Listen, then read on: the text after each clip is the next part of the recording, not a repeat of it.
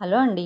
పొద్దున్నే ఏం టిఫిన్ చేయాలో అర్థం కానప్పుడు ఈ బందోస్ అయితే ఒక్కసారి ట్రై చేసి చూడండి. చాలా టేస్టీగా ఉంది.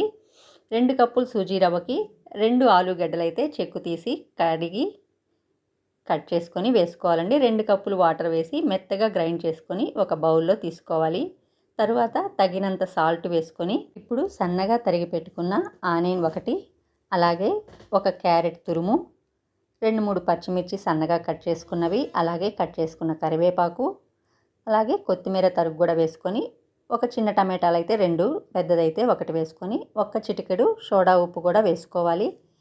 ఇవన్నీ వేసుకున్నాక కలుపుకొని అవసరమైతే ఒక 2, 3 స్పూన్లు అయితే వాటర్ వేసుకోవచ్చు. ఎక్కువైతే వేసుకోకండి.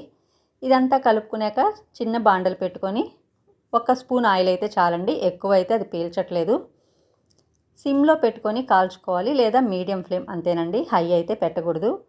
ఇలా 2 వైపులా కాల్చుకొని సర్వ్ చేసుకోవడమేనండి. నేనైతే టమాటా పచ్చడితో సర్వ్ చేసుకున్నాను. మీరు కూడా ట్రై చేయండి. Thank you.